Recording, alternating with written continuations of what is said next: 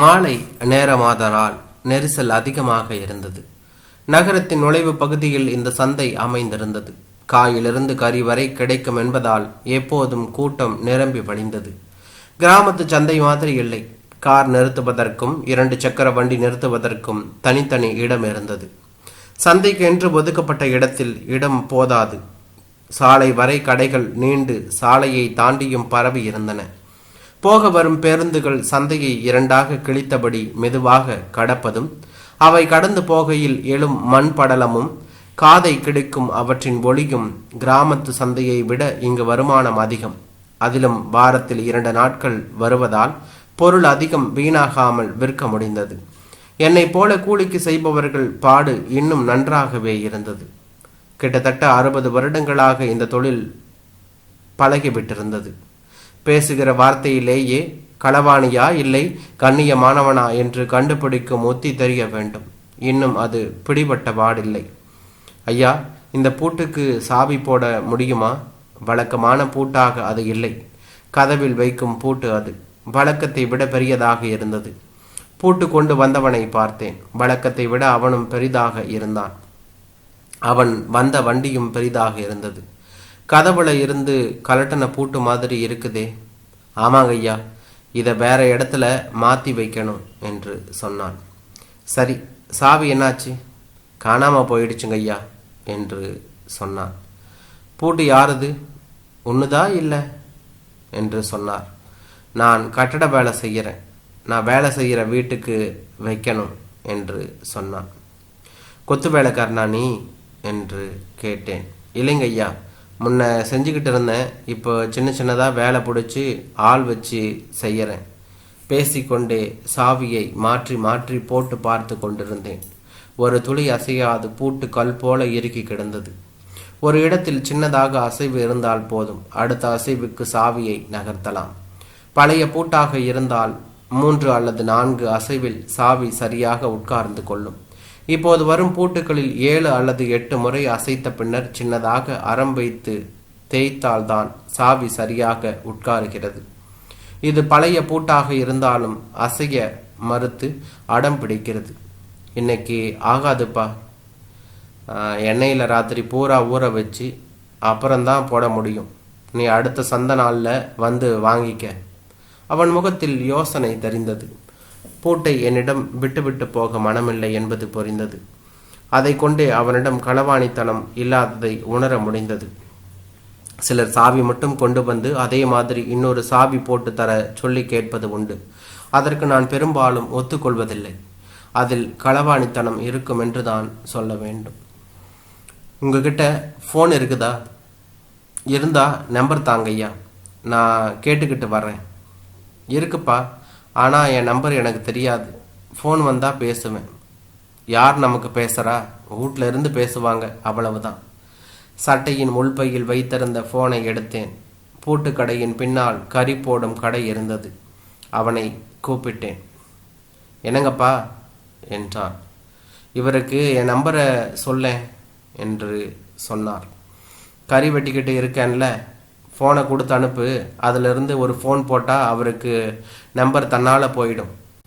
சாவி போட வந்தவன் அவனை நோக்கி நகர சற்று தள்ளி நின்றபடி வந்து போகும் வாகனங்களை எல்லாம் ஒழுங்காக அனுப்பி கொண்டிருந்த போலீஸ்காரர் என்னை நோக்கி வந்து, என்ன ஏதாவது பிரச்சனையா என்றார். தொப்பியை கலற்றி தலையை துடைத்தபடி.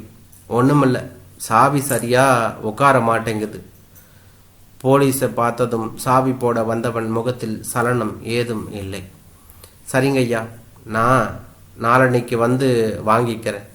2 சாவியாக போட்டு வைங்க என்று சொன்னான். மணி 6க்கு பக்கத்தில் இருக்கும். அவனிடம் களவாணித்தனம் ஏதும் இல்லை என்பதை புரிந்து கொள்ள முடிந்தது. வெயில் மசங்க தொடங்கி இருந்தது. இனி வேலை செய்ய முடியாது. கண் மசங்கம்.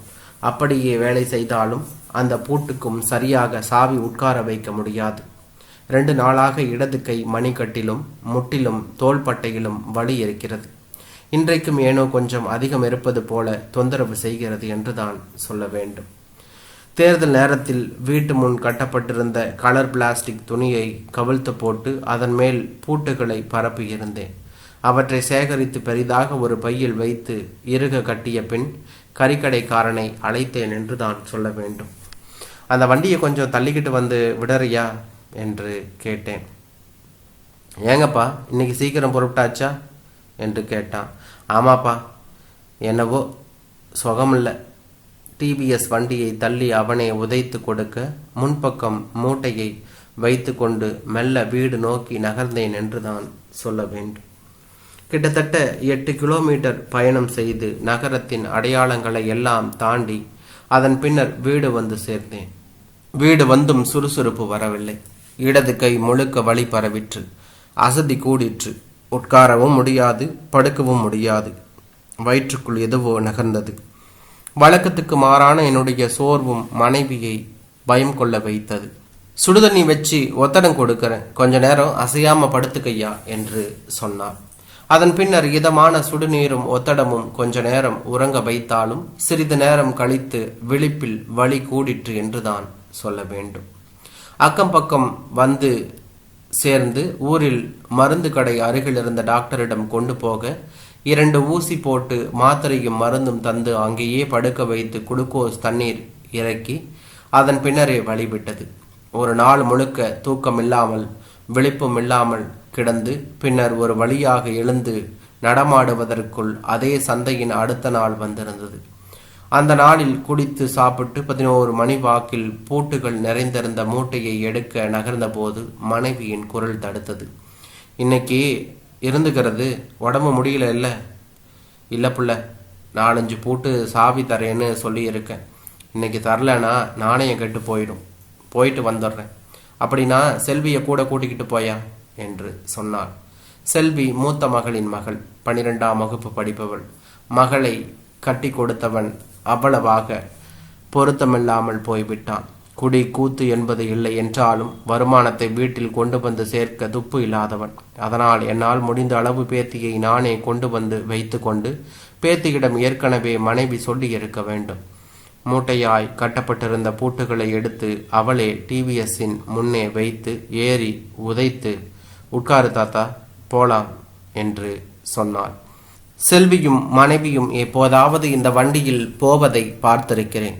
ஆனால் நான் இதுவரை பேத்தியின் பின்னமர்ந்து போன நினைவில்லை என்றுதான் சொல்ல வேண்டும். நான் ஓட்டுகையில் டர் டர் என்று உரிமையபடியும் சில நேரங்களில் போகும் வண்டி செல்வியிடம் குழந்தையை போல முக்கால் முனகளின்றி போயிற்று.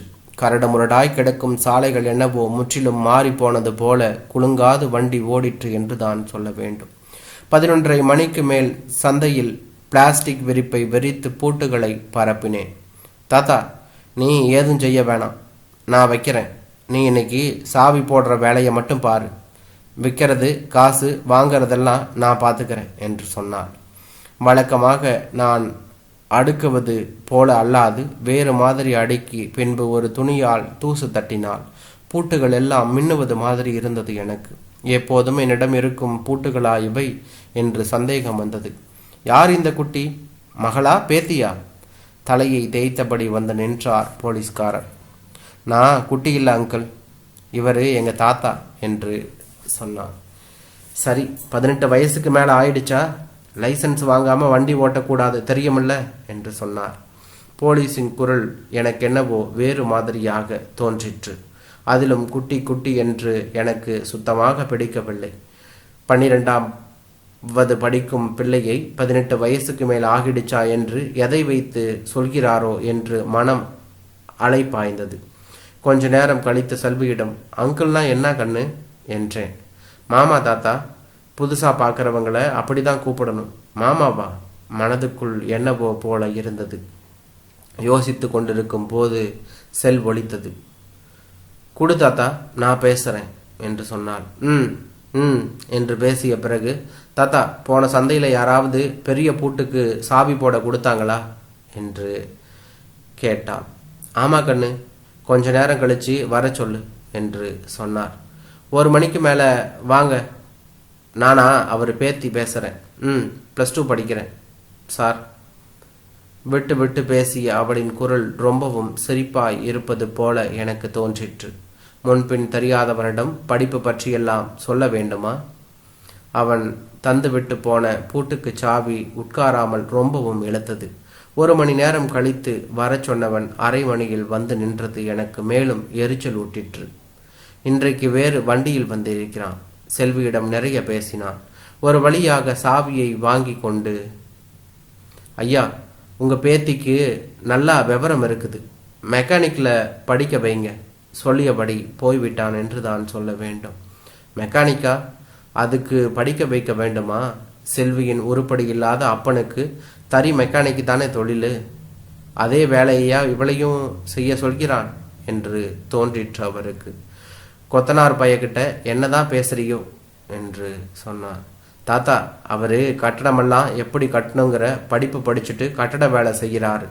ரொம்ப நல்லவர் தாத்தா என்று சொன்னார். நல்லவனா?